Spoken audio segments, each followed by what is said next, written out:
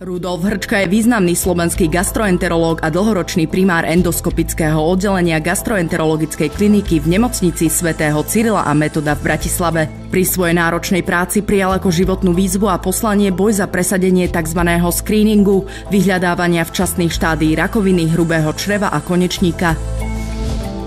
Pán primár Rudolf Hrčka je rodený Bratislavčan. Po skončení štúdia medicíny pracoval 3 roky na Akadémii vied v základnom výskume, kde si urobil kandidatúru. Jeho kroky vo výskume chorôb ho však viedli ďalej. Nastúpil som na interné na Bezručovú a stále som ešte nevedel, čo budem konkrétne robiť. Proste širokú internú, hodený rovno do vody som to začal. Tam som pochopil, že sa hodím na prácu, ktorá okamžite alebo veľmi skoro ukazuje výsledok. Čiže pri tých endoskopických vyšetreniach vlastne buď postavíte alebo nie diagnózu. No a hlavne potom človek získa alebo nezíska vzťah k takémuto niečomu, keď pocíti prvýkrát pocit zodpovednosti. No a ten pocit vlastne som tam mal, lebo som bol sám a musel som sa rozhodnúť a to je také zlomové miesto, nielen v medicíne, to všade. Keď máte ten pocit zodpovednosti, je to na vás, tak potom vidíte, čo z toho vlastne bude. Dnes je doktor Hrčka primárom gastroenterologickej kliniky na Antolskej ulici v Bratislave. Okrem iných ochorení sa na klinike liečia aj pacienti s nešpecifickým črevným zápalom, tzv. Crohnovou chorobou či ulceróznou kolitídou. Aj v tejto sfére sleduje pán Hrčka svetové výskumy a pokroky v liečbe. Je to obrovský pokrok. Ja sám som si to uvedomil.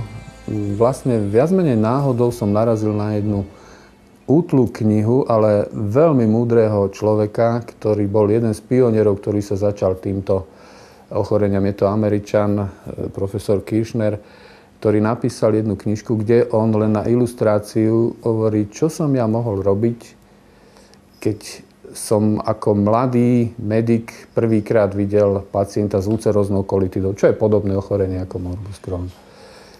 Že ja keď si na to spomínam, on hovorí, ja som sedel pri tej posteli. Držal som tú mladú ženu za ruku a čakal som, kedy umrie. No.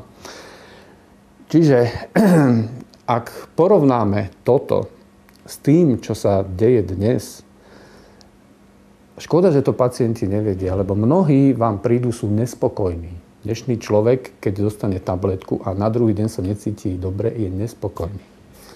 Keby videli to spektrum, ako to bolo volakedy a čo už sa urobilo, tak by zrejme proste to chápali ľudia ináč. Samozrejme to posledné, čo je k dispozícii, to skutočne možno v porovnaní s tým, čo hovorím, aká je tá história, hodnotiť ako zázrak, pretože sa podarilo vyvinúť takú molekulu, ktorá síce nelieči príčinu toho ochorenia, ale táto molekula dokáže zabrzdiť akoby možno nie hlavného vinníka, lebo toho nepoznáme, ale toho v úvodzovkách toho psa, ktorý sa dal tým hlavným vinníkom nahúckať a ktorý brešia, ktorý robí zle.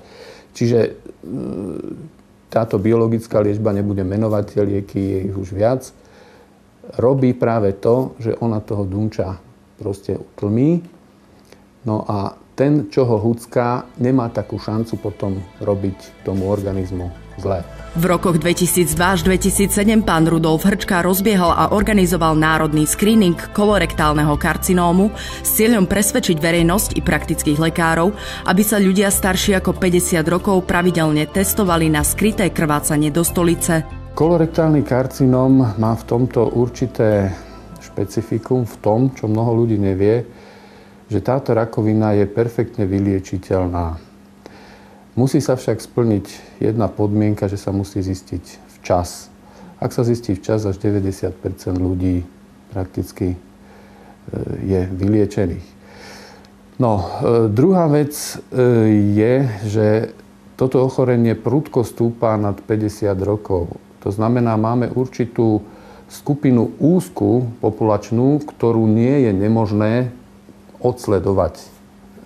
No a za ďalšie máme spoľahlivé metódy, ktorými je možné toto včasné štádium zistiť. Na Slovensku je ročne postihnutých kolorektálnym karcinómom do 3000 pacientov a 1700 z nich zomiera najmä preto, že k lekárovi prichádzajú neskoro. Pán Rudolf Hrčka edukoval lekárom na celom Slovensku, aby pacientov včas testovali. V rámci screeningu pod jeho vedením včas zachytili rakovinu hrubého čreva a konečníka u viac ako 650 ľudí. Nie každá pozitivita tohto testu znamená, že automaticky mám rakovinu. Našťastie väčšina tých pozitívnych neznamená, že mám rakovinu, ale malo by z toho vyplývať, že na tú kolonoskopiu by som potom mal ísť. Tieto vyšetrenia robia gastroenterológovia, je ich na Slovensku už dosť, už sú aj mnoho rokov školení, už to väčšina robí aj kvalitne. Čiže dá sa očakávať, že po takomto vyšetrení, ak ho absolvujete, tak ten lekár vám prakticky vie dať 10-ročnú akoby záruku na to, že o karcinom hrubého čreva sa nemusíte starať. To máte akoby vybavené. Veľké štúdie na svete ukázali, že ak sa tieto postupy dodržujú, tak tá populácia, ktorá sa takto chová, tak rapidne sa znižuje úmrtnosť a výskyt na rakovinu hrubého čreva a konečníka. K aktivitám primára Hrčku sa v roku 2008 pridala netradičná osvetová kampaň občianskeho združenia Európa Kolón Slovensko. Doteraz žiadna európska krajina nerealizovala s takým efektom celoplošnú podpornú edukačnú kampaň na skoré zachytenie rakoviny hrubého čreva a konečníka bez podpory oficiálnych inštitúcií. Ide o jednoduchý test, ktorý je zo zákona nárokovateľný každé 2 roky. Ide o vyšetrenie kúska stolice, alebo sú to testy podobne ako keď sa zisťuje gravidita, ženy to poznajú, tiež sa nakvapká z toho média a behom 5 minút vidíte, či tam máte 2 čiarky a ste pozitívni a mali by ste potom ísť na kolonoskopiu, alebo ste negatívni a máte 2 roky pokoj. Sú tu také kanáliky, cez ktoré si my vieme dať rôzne nástroje, takže my pomocou týchto nástrojov vieme zastavovať krvácanie, vieme odoberať vzorky, vieme odstraňovať elektricky polypy a potom vlastne týmto aj liečíme, alebo ak by nejaké komplikácie prišlo, tak vieme si poradiť. Vieme tam dávať také kovové svorky na zastavovanie krvácania a rôzne iné veci. Ak pacient to nevie tolerovať, nevie vypúšťať tie vetry, tak sa počas vyšetrenia môžu podať tieto analgetické a sedatívne injekcie. V tom prípade ale je dobré, aby ten pacient s niekým prišiel, nejaký doprovod, lebo nemôžeme ho pustiť samého domov. Teraz sa nám podarilo aj takú miestnosť s 3 takými odpočívajúcimi lôžkami proste zriadiť, takže máme aj toto poriešené, že tí ľudia si tam nejakú tú hodinku môžu poležať a potom už môžu odísť. Podľa prieskumu verejnej mienky až 53% Slovákov o rakovine hrubého čreva a konečníka vôbec nevie. Väčšina populácie sa mylne domnieva, že ak ich nič neboli a v stolici nemajú krv, na vyšetrenie ísť nemusia. Na podporu toho všetkého, snahy tých ľudí dostať na tieto vyšetrenia, sa podarilo prijať v roku 2009 zákon, alebo novela, dodatok k zákonu, kde od 1. apríla roku 2009 každý, kto dovršil 50 rokov, a teda viac, má nárok zadarmo na vykonanie kolonoskopickej, teda tejto preventívnej kolonoskopickej prehliadky. Už sa to začína objavovať, už si to ľudia tak nejak uvedomujú, lebo si povie, no mám biznis, mám hypotéky, mám ja neviem čo a rád by som vedel, či tú rodinu budem vedieť zabezpečiť. Čiže oni prekonajú, títo ľudia hlavne, zatiaľ to sledujeme z týchto vrstiev, prekonajú ten strach a dajú si to vyšetrenie urobiť. A už sa nám to prejavuje aj na tom, že stúpajú nám počty takto indikovaných vyšetrení. Čo je dobre, čo sme chceli.